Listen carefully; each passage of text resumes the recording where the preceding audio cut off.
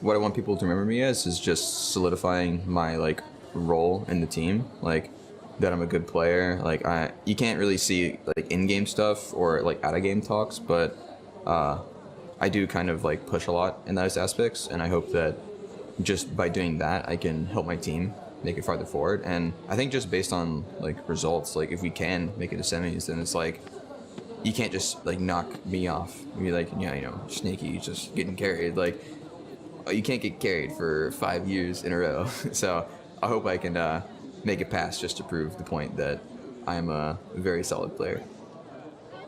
Well, we've always got him consistent. He is a tough opponent today, but Sneaky, looking all right for that resume. Yeah, and this is going to be a chance for him to win more quarterfinal games than he ever has in any of his past appearances. 2013, they lose 2-1 to Fnatic. They lose 3-1 to Samsung Blue in 2014. They lose 3-0 to Samsung last year. And to Sneaky, this is absolutely a time to prove himself. Again, the last North American team alive at the World Championship that C9 consistently does. The semifinal appearance, though, is really something no one can argue with. And to me, this game is all about where this series goes. I think this will be the predictive game, because there's two schools of thought. There's the question of, hey, they showed the Sims, they showed the Aurelion Sol. How many more do they have?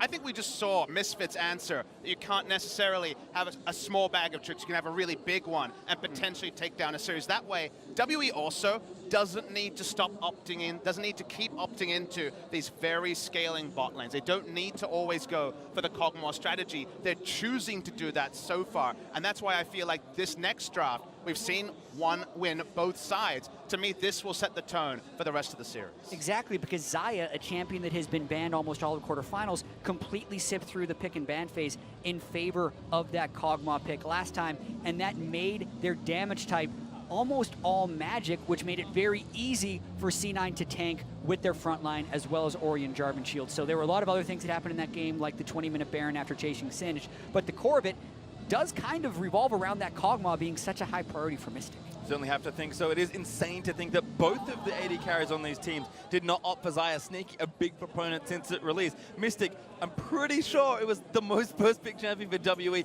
in the LPL summer, certainly in the latter stages of it. So WE haven't diverged too much from what we expect from them, but when they have, it's been surprising, I think. And it was also about the ban that went towards the top side, really forcing the magic damage. Top laner over-indexing on magic damage. They don't need to trap themselves in the same hole again. They will, however, put themselves on blue side, so blue side focus for the majority of this week, and certainly in this series. The immediate ban on Jensen's Ori. Get it out of here. That was such a pivotal pick in the way C9 played that entire game, playing through mid lane, getting jungle control, using that to deny Condi. Just get it out of there is what Team W says. And I think they also don't want to deal with a ranged jungler on red side and a potential counter pick, say counter pick top or counter pick for mid lane. They don't want to have too many variables for them to isolate where to focus their attention. So just banning away the premier ranged jungler in the Ezreal on blue side. They also, of course, have the more freedom that blue side bans bring. And here C9 is put into such a difficult spot because Team WE has not opted for the Lulu ban to bait a Janna ban. They're saying, C9, if you want out of this Janna Lulu hole, you're going to have to ban both. And that's not something C9 is willing to do. Kalista has been banned on red side every single game since the group stage, and Sejuani is also a very active party. But isn't that fun that game on game we could have one game where we will have the Lulu versus Janna meta, which is the Team WE blue side games, and then instantly C9 with one ban can largely force a reactive ban, and the series can turn in such a turbulent way game to game as fun as the Caitlyn that we have not seen from Mystic is going to be locked in first pick. And WE, they picked blue side, so all of this setup, seeing that C9 didn't ban either Lulu or Janna, really gives us this. Team WE, we've seen so many ADs first pick. It's not Trist, Xayah was banned, but this time it's Caitlyn. I'm surprised by the Caitlyn pick, but it does show Team WE's hand right away. They're all behind Mystic, they're all behind being able to win that early game. And now the question is, does C9 match with Janna? And then something like Varus or Ashe, who I think are very good lanes against the Caitlyn. And I like the fact that you mentioned Janna because it was Janna Kate. It was the duo where you could get through the early game, just give a bit of extra AD, get over the hump, the nurse towards Caitlyn's Q did, win the lane as a Janna lane, and then have Janna for the late game. And that's why a Janna takeaway here would at least arrest that particular development. I think there was a lot of discussion there with Reaper and Sneaky in particular about what do they need to not get destroyed in that lane, because that is ultimately what crutches on the Caitlyn pick, because Janna is a better late game team fighter than the Lulu, but Lulu shoves the lane better than Janna early. So essentially I feel like that conversation was, with Janna plus X, can you deal with Caitlyn Lulu? Because that's exactly what Team W is going to lock in on the next side. No questions asked. And I think it'll be an extent thing, because I think on paper, no, but to what degree can you at least buy time? Is it the 9-minute turret instead of the 6-minute turret, the 15-minute turret? Maybe that's already the dream, given just how strong a pushing lane Caitlyn X is, but Caitlyn Lulu, so. And it's a very nuanced conversation, because you also have to think about late game. We saw the Kog'Maw go into the Caitlyn, but we also didn't expect to see Caitlyn blind picks, because there are other AD carries you can match it with in the long run. Interesting to see a change here from C9. Again, thinking AD, even thinking maybe Nah, because again, it is open for impact, but it will be Tristana again. C9 will hold, picking both their bot laners here. And WE haven't just completely gone for early game choices. Rumble was a common pick with these Caitlyn comps. They have gone for the Cho'Gath, maybe denying it away from C9, but them just having a blind pickable top lane. The ban phase will tell us a story. No jungler yet selected on WE's side, and Pondy's Gragas, of course, is very famous. Exactly, so they can get rid of the main tank jungler meta as well, which will potentially hurt them in the late game, but if you're talking about early game tempo, there's a lot of warrior junglers that can still bring a lot of heat in the early game. Lee Sin comes to mind, Kha'Zix comes to mind. Pondy's Lee Sin also. And Rek'Sai. There's just too many to ban away all of them. Rek'Sai at least relieves pressure from Jensen in a lot of matchups. We saw, of course, the Ryze Rek'Sai used to great use. Saw the Ryze hover earlier. That's going to have to be a last pick, if anything, given that Ryze, outside of Korean teams, definitely been struggling recently. It impacts Shen. And I want to deal with it. That'll be the final ban for WE. The champion is not Nah, though. So Sinner want to take it now and give Jensen the counter pick. That does set them up quite well. Nah is less reliable, I would say, than the Shen in terms of how C9 wields it. And also, with a warrior jungler plus Cho'Gath, there's kill potential on the Nah early to kind of get the top laner through what can be an awkward phase. There's also still this man. What's good top lane? Singed? What else? Only Singed. All right, is the answer there for Impact. That's the famous Ray line from when they locked in Riven at Rift Rivals, but that is the trust that Reaper can put in his players. So both of these guys are fully on board of this Singed pick. It's into the Cho'Gath now. I think it's a much more difficult matchup. Cho'Gath can keep Singed in place with auto attack slows, and that's the Lee Sin we're expecting to see. There's also potential kill lane if you can hit the Rupture. Oh, this is the other option. Jungle? Yeah, that was the other option, right? Could be Pivot Maokai out. jungle too. Whoa. Okay. That's not that much damage to kill Singed with in the late game. I mean, it's not much damage, period, right? The mid laner choice here, without an Orianna, for example, who has great ball carriers, is going to be a really interesting one. It's just going to be the Corki again as a blind pick. It's very interesting. That's the whole WE put themselves into now. I think you have to. Like, you need insurance, right? Like, you have a good front line. You need maybe a better marksman. Ooh. It is. Just forget about this one. Full early game. When they debuted this composition, it was with the Jace mid, but this is also not the same circumstances as when Team W first pulled this out. The Caitlyn, blind, C9 gets to plan for it. The Jace, blind, C9 gets to plan for it with Jensen's pick as well.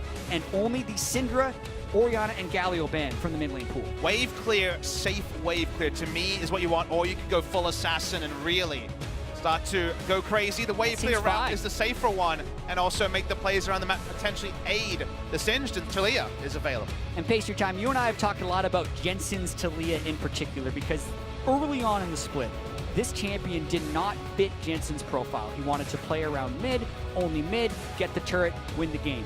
But he has since evolved a little bit into roaming more and playing around the bottom side. And traditionally, his Talia has been great in laning phase, bad post-laning phase. That's the transition Jensen would have to make here. But mainly, if he gets out of laning phase, C9's probably feeling pretty good.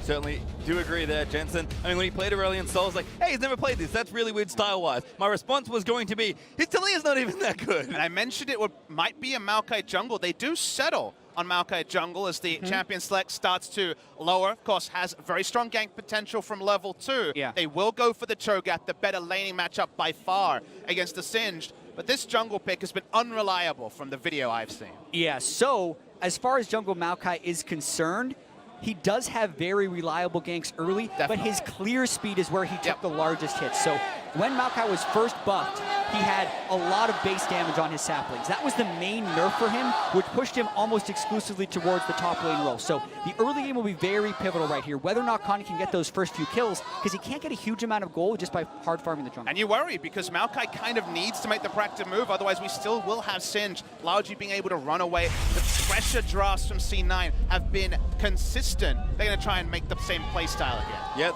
kind of sitting a little on the other side, actually. I mean, as far as early playmaking goes, early aggression goes, have to favor WE given how they pick C9 now. They're forced back a little late, and their biggest strengths have been early game, and one of their weaknesses has been mid game. So you have to navigate a tough early game and then play someone where you know you're not as strong. Yeah, it's a good point. They have mid lane priority still with the Taliyah early, and they have the Jarvan who's happy to invade into a Maokai, but the side lanes are more unreliable, especially bot lane, which should be very much WE focused. Ignite from Shee's Yep, he's in there. Well. Everything is in that early game pressure. The flash twisted advance from Condi will be the gank of choice against what is a cleanse Jensen and a Singe top. And that's why I'm interested to see, does Contract's job change from being the primary early game ganker, the invading jungler, into maybe a bit more like we see from Blank, fighting for vision around mid, because if they can double control ward both sides of mid lane, it relieves so much pressure from Jensen when it comes to those twisted advance engages. All right, now Impact and 957 just hanging out. 957 got a couple bits of damage with the Vorpal Spikes as Condi lines up his first few saplings. Looks like both junglers will be starting on the same side.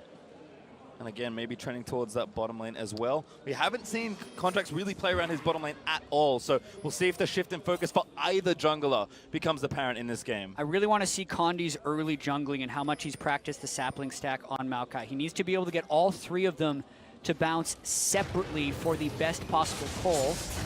Checking back, he actually has. You can see that was the final sapling, but Impact actually trolls it away, which will slow down Condi's jungle path. That's pretty substantial, actually, because it delays him by about 6 seconds or so. And I want you to notice that there were no deep wards from WE to spot Contractors. There was a blue ping. They're expecting it to be a red side start because C9 got to bot lane very fast, but they don't have much information, and you can be so much more creative early with the Jarvan compared to the Maokai. And Contracts maybe thinking buff to buff. She also does have a ward as well, so I think just going to check and see what Condi is up to. In fact, disrupt these. If he can steal them away, it's pretty big. Sapling won't kill, but he can steal them after. Looking for one, gets one only. There's two. Played a lot of Maokai jungle. I know the damage is on the Raptor camps.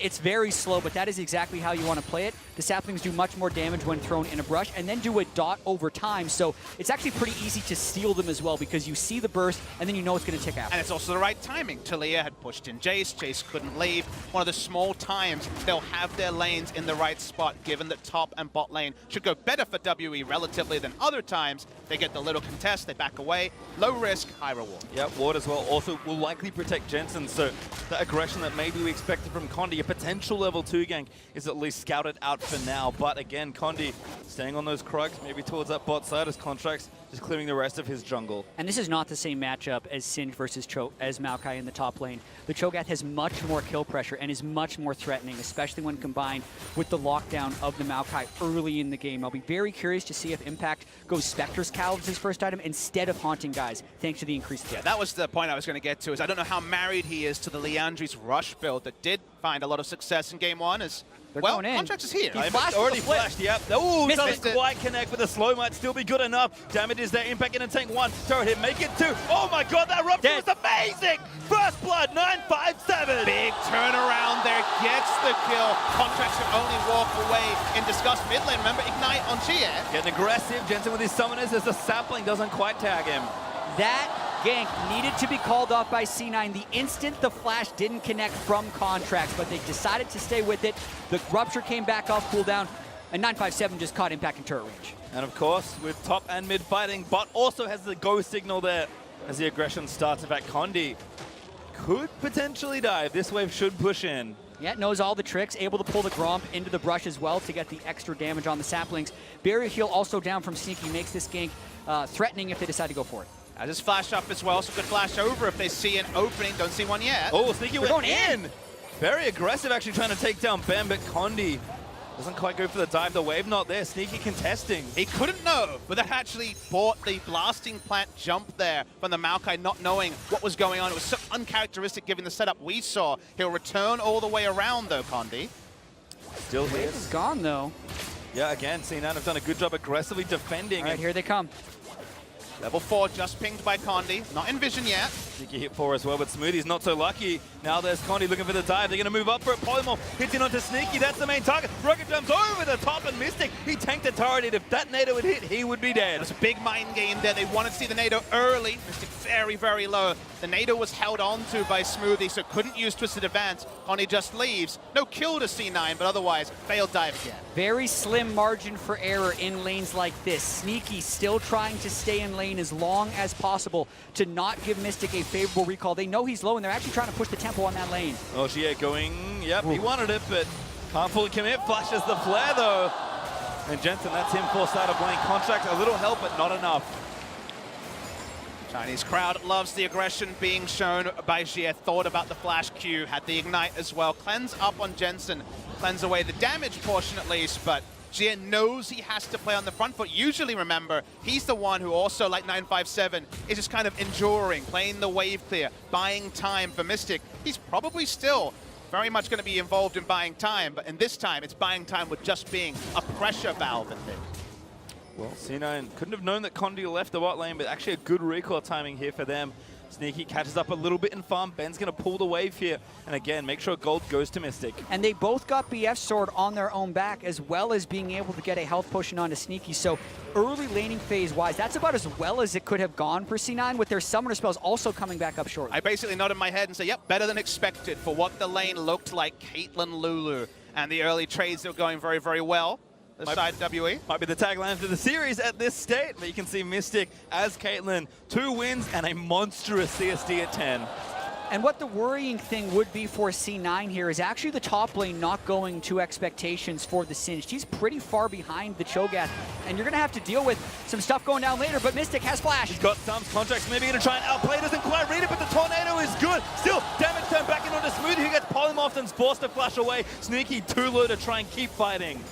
And C9 overcommitting on 2 separate ganks, nearly getting themselves in trouble, which is interesting because the early game is so heavily in the favor of Team WE, it's almost like C9 is trying too hard to prevent it from happening. Yeah, Talia made the first roam. She would have been there first, didn't use the weave as well. Now mid lane, she still has flash. Ooh, forcing a flash just from a bit of snow popped into the mid lane. Well, essentially, he needed to flash before the Singe cast his grounded effect. Otherwise, he would have been slowed enough to get hit by the seismic shove. So it's a respect flash, and it shows the threat of that gank. Grounded effects are so limited in League of Legends. It's only Cassiopeia that had it with the Miasma, but giving it to Singe ended up, alongside some other tweaks, being a really big buff. The Singe, you don't often see Singe forcing a reactive gank the moment he exits the Fog of War. Well, certainly C9.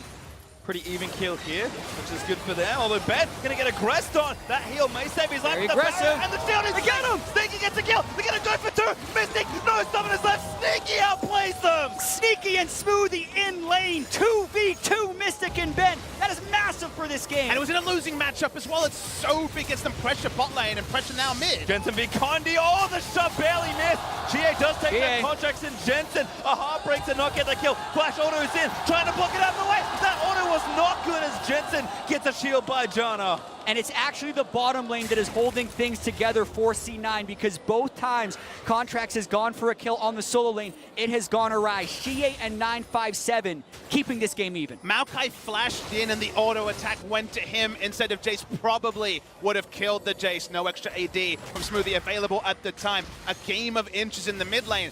Only big seismic lead is Sneaky and Smoothie though. That first purchase, being able to get the BF sword, made this play possible. He should have been down in AD given the matchup, but he was even, and that was so big. And when we talk about Mystic, he's a great player, but he's a greedy player. And this was a greedy play by both Ben and Mystic. They weren't even close to winning this 2v2. They just didn't expect C9 to have the aggressive move, just based on the assumption that Caitlyn and Lulu was unbeatable in lane. Big miscalculation. This is the replay also, the wall over. Remember, Jia's flash was used earlier. They come in here, watch how close this gets. Ignite means that Contracts will go down. One auto, next auto should kill him. Doesn't in this case. And also, the missed seismic shove by Jensen, so critical. he was knocked up by Contract's EQ, which if he is just waiting for the EQ knockup would have made it free. Yep. But he wasn't on the same page of Contracts. He was placing the seismic shove for where Shie would have ran. Instead, he got interrupted by the knockup from Jarvan, didn't get the kill. Well, let's take a deep breath. We're 10 minutes in, and sure, top lane hasn't gone exactly as planned for C9. Remember that we entered this game with the expectations from the draft. WE are early game focused. Get that big lead, get the bot lane turret. Getting the bot lane turret looks damn hard given they lost 2v2. The turret being up at 9 minutes wasn't a guarantee. It's going to be up, it seems like, as long as C9 damn please, barring a big TP gank bottom. With the scaling advantage, C9's equal in goal. And C9 might actually be going for a play here, teleporting in with impact. The question is, are they forcing too hard? Because they're committing maybe even 5 if Jensen comes down as well. They are more than going for a play. TP in from 957. Could call it off. Jensen coming down, 957, running interference, gonna get knocked back in. Sneaky taking through the turrets, but Jensen, huge shove there. Sneaky now gonna jump it up to 957, and that isn't bad enough. Jensen barely gets the kill. Monsoon from Smoothie, trying to reset the situation. Contract dunks Ben and forces his flash, but Condi a little too low, getting the charge down as Impact will get that one. Sneaky still low, Mystic weaving auto attacks in towards him, but they just walk away. And the slow play actually works out very well for C9 as they're able to get Jensen shoving 957 back over the wall and had 5 people there slightly sooner. It didn't end up being a turret dive at all. It just ended up being kind of an awkward fight in the jungle. It doesn't need to be a turret dive because they got 2 kills. They push in the minion wave. Talia will push in the mid lane minion wave as well. They win in more places than necessarily taking down the turret. Remember, this is off script. WE want to be making this same play around the enemy turret bot lane. It looked like an overforce, but they never actually take turret aggro. They turn on to 957, and they almost burst him down instantly. And it looked a little dangerous as well with Contracts going right into a giant Cho'Gath, but the Cho'Gath never had Feast for that play as well. A beautiful ultimate by Smoothie, also forcing flashes at the end of it by Contracts, and they just run down Condu, who they already know is flashless. 2 flings, 2 kills because they were out of the turret. They did not tank it before they needed to. Remarkable restraint for C9, who still are doing the opposite of what you would expect. Full dive on Jensen. Yep, oh, 1v3 right now. Condu's gonna try and save him. That's not nearly enough. 2 can play the game of playing around mid lane and sending a 3-man dive. That was a vintage C9 move in the regular season. Jensen with no flash is punished, but C9 now trying to collapse as well on the mid lane. Just think about, I'll hold the point. Untended here for Triss. Tornado, not enough. Smoothie flashes in. Actually, maybe gets a little bit now. Condi, he's that dead. Dead yet. No flash, no chance. Sneaky. Jungle Maokai is a low-income version of Maokai, and Condi is far behind the curve right now. His farm was somewhat disrupted in the early game, but unable to pick up too many kills or assists makes him very squishy right now. And one thing I want people to take away is the play WE made wins in every way if bot lane had actually been the early turret going down, because this in draft phase should not, according to the calculators of WE, been Sneaky and Smoothie on Justana Janna, rotating mid first, actually being able to cut off Caitlyn Lulu. Caitlyn Lulu should win the lane, push down the turret, force C9 under a turret basically, and then roam first. But the bot lane winning makes WE's play so much less reliable. Mystic is level 7 right now. They are so far behind and also lose the scaling. First turret going down gives C9 a big early game lead. Smoothie also experienced lead and a sensor lead. Okay. Good, all right. Also, she is level 11 against Jensen. This game defying expectations. Mystic flashed already, but Contract's there with the dunk. 3v3 though, but Mystic still trying to make it happen. Sneaky gets wounded, but Janna, I think it's a little too much. Sneaky goes in with a rocket jump as Contracts collects credit. She is roaming down from the mid lane. C9 has to get out of here and fast. Well, Janna passive gonna have to kick into high gear. Shie gonna try and make one snipe happen. Sneaky, no ulti, does have flash. Dodges the first shock plus. Keep running though, Condi. He's gonna try and take you down. Rocket jum's out of the way. Monster from Janna. Tornado. Shie goes down to Sneaky. Condi's gonna go down as well. And Ben, my goodness, Smoothie outplayed the hell out of that. Smoothie played so smart, kept onto the ult. It's reapplying Ardent Sensor onto Jarvan and Tristana the entire time. Baited and outsmarted by C9. And Sneaky is having the game of his career right now. In the quarterfinals, 5 kills through 14 minutes. He had 1 kill the entire series last year in the quarterfinals. And Sneaky and Smoothie, as you mentioned, outplayed the hell out of Shie right there. Thank goodness we ran the video right before this game. Perfectly on script. As 5 kills Sneaky barreling towards the second item. So this is what a very early Ghostblade rush will do. Jie one rotations with all his spells, and goodbye in the mid lane. But the bot lane was where they had the similar advantage. Polymorph gets a lot of damage dropped. Remember that the Maokai basically does nothing. No damage, not that tanky, only level 7. Sneaky's like, cool, gets the reset on his rocket jump, keeps going. This is where most people think it would change, but watch Smoothie. Dodge the shock blast, and then also to the skies is what Xie flashes for, but he doesn't get it because of the tornado, the second disengage from Smoothie. Once he goes down, it's all too easy for Sneaky to finish off more. And there's the second turret, about as quickly as the first C9 collect the maximum after that play, and they are 5,000 gold ahead, but this time it is through their bot lane. It is not a question you have had to ask about WE often. What do they look like when their mid laner is ahead and their bot lane is massively behind? Usually Mystic is everything they invest into. This time Xie needs to be the important carry for WE. And also, when Mystic is behind in the bottom lane, they have the scaling advantage. They've played a Twitch or a Kog'Maw, and then they can group around that. Much harder to do with the Caitlyn, who is yet to complete an Infinity Edge, when Sneaky is sitting on IE Zeal.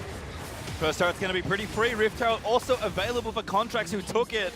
The C9 fell the outer ring at 16 minutes. This is just such a game that defies expectations.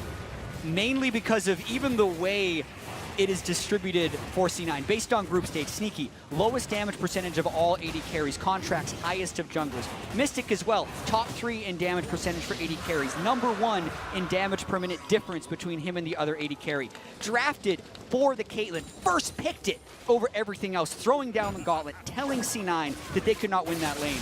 But then, not only does Sneaky and Smoothie smash that lane, you also have Jensen, the normal carrier of C9, getting solo killed by Xie and it not mattering. C9 still 5,000 gold up in this game. Impact chasing down, actually. He's a pure 1v2. 2 levels up. So he's able to walk in and not really worry about the not even Infinity Edge yet. Caitlyn will have to worry about the Youmuu's Ghostblade and already second lethality item completed, the Duskblade there for Xie. So Xie is by far the power deal. And to me, Dad, it's all about what is C9, because the identity was Jensen focused. That was the story in NALCS. They keep reinventing themselves with new picks. Honestly, C9, and if you look at Jensen this series, he's on roam duty. He's on helping side lane duty. Impact Singe, the big pick in the previous game. And it's all about the bot lane this time out.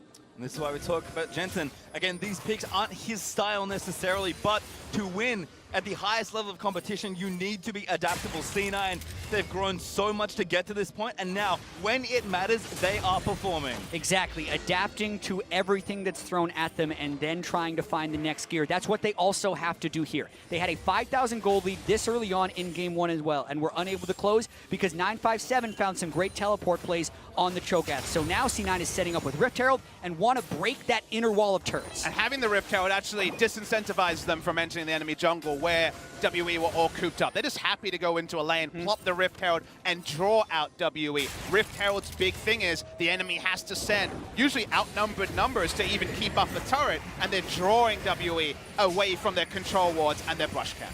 Well, this should be good enough here. Sneaky tanks a couple turret shots, but Rift Herald's going to do most of the damage there. Rupture's nice onto 2 from 957, but Jensen cheating over means that C9 do what they could not do in game 1 with their lead. Break a tier 2 turret easily. Yeah, and C9 actually would be incentivized to keep the map Ooh! a little bit spread out as well. Keep killing turrets, keep shoving the waves. Impact has gone with Leandries and Merc Treads again, which would be dangerous in teamfights against the Duskblade, Ghostblade, Jace. Now, it does sound a bit like a rerun of our audio from game 1. If you think about it, we were talking about the same thing. C9, keep up the pressure, keep up the pressure. Remember, they don't have the same clock. The scaling is not there for WE this game. There is no Kog'Maw, there is no hyper carry. It was even Ignite mid lane to get an advantage. So the clock pressure is not there. Playing around tempo, that is important League of Legends. But compared to game 1, WE don't have a late game fantasy to hold on to. Well, 7,000 up now for C9, playing very disciplined through this mid game. Again, just casually sieging turrets, GA certainly a threat. Sneaky gets a bit of aggro, but Rocket jumps away. Run away. Thundering blow under the tornado there for Condi. Now the TP's in. They have to throw everything in, but they can't get it. And WE flash out defensively. Impact looks for the flip. Finds it onto Condi. Condi flashes out of the way. 957. He wants a piece, but Mystic gets knocked up by the next tornado. Very close fight there, burning multiple summoners from Sneaky. That does make it a little bit risky for C9 to stick around, but they still have the Janna ultimate, which means they can continue the push on not only the mid, but also the bot turret. Jensen, even getting chunked out, wants to stop any further cutting. Only inner turret left is mid lane, and it's chunked out as well. WE, with the sort of draft that needs to play from ahead, hardly has access to their own jungle. Just gonna take and make it 6-0 in turrets for Cloud9. This is exactly how they wanted to snowball in game one. This game, though, they have the Trist. You're not worried about that Rage Blade Kog'Maw. Mystic is a non-threat. I mean, almost everything that could go wrong for Sneaky in that fight did go wrong. He got knocked out of his rocket jump. All these other things mattered. Team W might make a desperation play. It's 20 minutes. They don't even have Infinity Edge on Mystic. It's get a Baron or really start to really pocket in. It would have to be multiple fight misplays from C9 to get them out of this position. And remember a small tantalizing point. C9 have side selection once again in game 4. If they win here, they can also put themselves back on the blue side that was successful for them in previous games. So C9 closing out here. Just like it was with Misfits, C9 really will be in full control of a series. Certainly would be nice to break serve on the draft as C9 already done the legwork as well. WE feint to Baron. They already had a control ward in, and WE, that's it. That's all their offense around the Baron. C9 moved back in, put the wards down. Yes, WE own the speed shrine.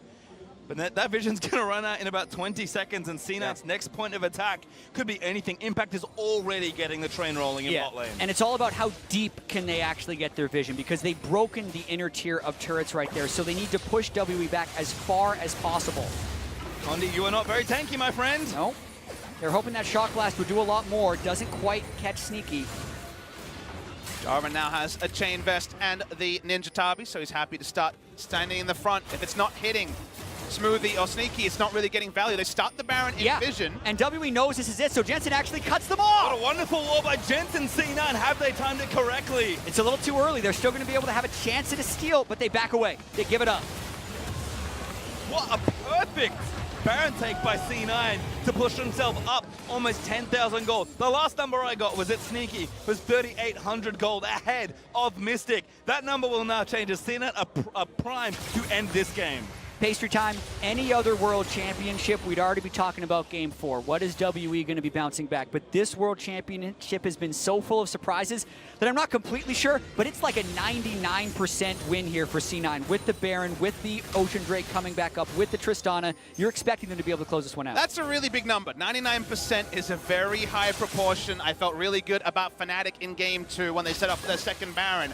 You're right, though. It is odds on for C9. Those sort of shock blasts hitting, or at least delay things, but it's going to take some miracles from Shea to make something happen. Definitely lost a few percentage points with that shock blast. One wave goes Where are we at down. now? 97? Yeah, 98.5. Oh. It's going down, but it's so in control of C9 right now.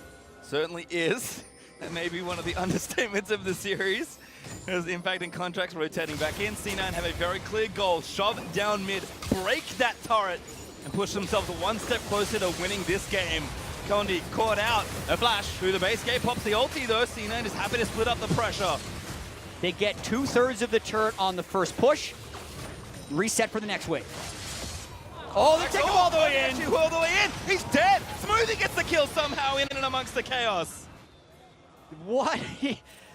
This has been a terrible game for Condi, right? He's gotten pitched down on his jungle pool. They don't give him a Lee Sin, and we mentioned how important it was going to be for him to find success early. It just has not been. He had so many options, but went for Maokai jungle of all things. They rolled the dice and then some. I think they could have gone early game and not commit. Could have been his famous Lee Sin. They went for the Maokai. It has not worked. And that inhibitor's dead. C9 just waltz on through. Jensen already prepped the next wave. Baron's still up at 10. 2 minutes, sorry, as Impact zoning away Cho'Gath as C9 take a second inhibitor. Sneaky is over 4,000 gold ahead of Mystic. Just compare the items between the carries to see how out of hand this game has become. They might look to push for the win with the Baroned up wave in the mid lane. Even in a 5v5. So hard, 24 minutes in. They're going to try and end. Here comes Mystic once again. Still no IE, just a crit close. Yeah, you think that C9's being a little bit too greedy here. Should probably just back away and go get the third wave, but they're riding that wave of confidence right now. Maybe that Shock Blast will determine enough. Sneaky again, if he can hit some minions with a shield on him, it's going to heal up real quick. TP back in from Impact. C9 going to try and end the game. Hard to get the waves all the way in at the right time. Ground on Impact, looks for the flip, flashes in, forces the wild growth. Turret 1 dead. Yeah, super minions will be arriving soon. Sneaky taking again, Rupture, Beast, Silence! Oh my god, Impact saves his carry, but Sneaky still getting jumped up, makes his way out. Condi goes down, and the last chance saloon is closing for WE. Nexus turret's down, Baron's still there, and Cloud9 do the unthinkable, do the impossible. They are one game away from winning a quarterfinal. Cloud9 against an early game comp blitz Team WE in less than 25 minutes. People have looked to the SKT vs C9 games for a clappening. That was a clappening by C9 and just off script completely. By C9's bottom lane as well. 3-3 in the group stage against the 5-1 Team WE, but now up 2-1 in this series. Previous quarterfinals, this is the 4th time C9 has been in a Worlds quarterfinal.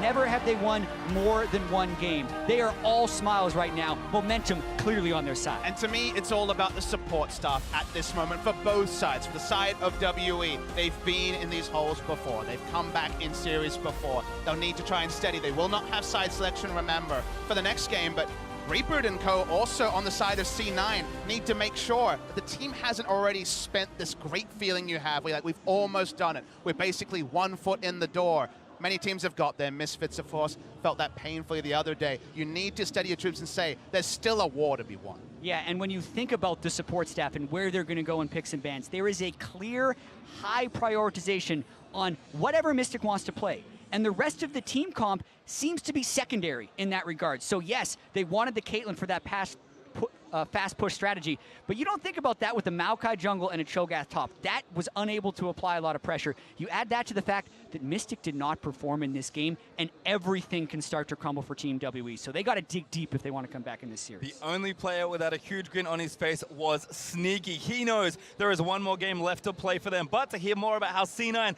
brought this series to match point, let's send it over to Dash and the analysts.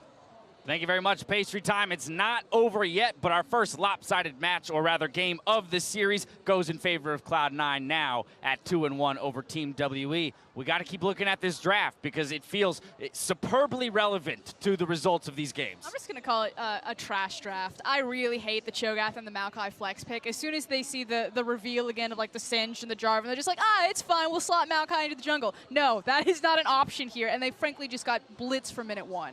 They should have just taken the Gragas right away.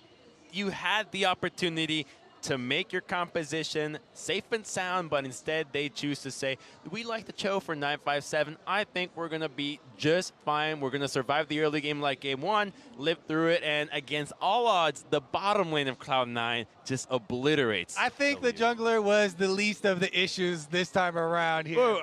Giving over the Janna, rushing for this Caitlyn pick, it comes back to the opening of the show we talked about. It's a two-sided coin, innovation and adaptation. Both of these teams were the ones who got the most out of this Caitlyn pick in the group stage. But I think when we're looking at the junglers, maybe not so much for the WE jungler, but I think contracts on Jarvan specifically has been huge. 3 games in a row of this champion, and he has been such a critical pick for denying AD carries. Cataclysm is one of the most annoying abilities when it comes to staying alive, and you put so much pressure early game on top of that. Smoothie's still underrated, though. No, he's definitely not underrated. He's definitely very, very good. That was Janna Plays bottom we're discussing. The big thing for me, though, is the fact that Team WE have shown us nothing. We've already seen the Caitlyn pick come out of them earlier on. They went back to it, and they just got absolutely blasted in the bottom lane. It started out with the 2v2 from Smoothie and Sneaky, and it only got worse as soon as Contracts was involved. But that's it. We've seen the same old Kog'Maw comp. We've seen the Caitlyn composition. Where is the adaptation? Where is the innovation? They are going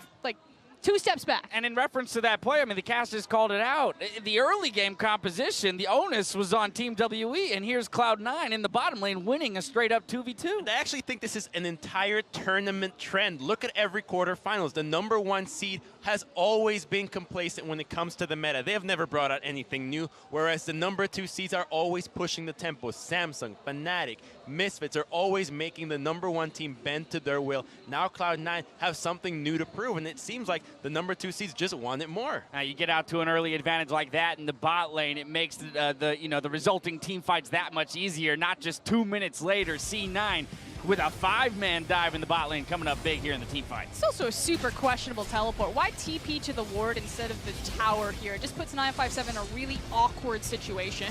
He is in an awkward situation, but Cloud9 responds so well because normally you'd see teams commit to the dive, but they recognize that WE has read onto the play and they are going to respond. So they pull back and try to fight on their terms, just pick off whoever is closest. That is a play that I have not seen being done in a long time. That is very impressive to see Cloud9 pull off so cleanly on what could have been the game-losing play. Focus fire on the isolated target there. Really good choices, and they're able to collapse. Even though they flip out of the Jarvan knockup there, it doesn't matter because of the isolation, and they're able to focus him down. And where we called out execution as, the misfire and the blunders for C9 in Game 1, it seems that as the series is going on, they're getting cleaner and cleaner in their execution. A game ending in 25 minutes here for Game 3, an utter stomp to some degree, and now the question of mentality comes into play. When you are that number 1 seed and you're up against the wall and you have to react to what C9 is doing, the question is, do they even have a strategy or a playbook at this point, or if it all goes out the window, and at that point, what do you rely on? It's also the fact that Team WE, I don't think they've ever reverse sweep or come back from a deficit in a best of 5. This is still a very inexperienced squad. Yes, they've been rebuilding for 2 years now, but this is their first appearance on a world stage. MSI was their first ever appearance on an international event. 957 is the guy that you need to look to. He's the oldest one on the team. He's considered kind of the mother figure, so he needs to ground them right now, because otherwise it's a bunch of rookies. We're flip-flopping sides again. C9 back over to blue. 4-game point. What are we talking about in terms of Team WE striking back on the red side? I actually think WE has to change their entire game plan for draft, but I don't think it's in them. This team has clearly skewed their priorities all tournament long with the AD carry. Picking Maokai jungle at this stage in the game, you're gone mad. I don't think WE have it, and Cloud9 is going to take it. I agree. I actually think WE are done. What? That was their chance to show innovation. Flip-flopper? No. What is this? Mate, WE, I said they don't need to, first pick Janna. They do me one worse. They do the Caitlyn. They don't get the Janna. I just think they're done.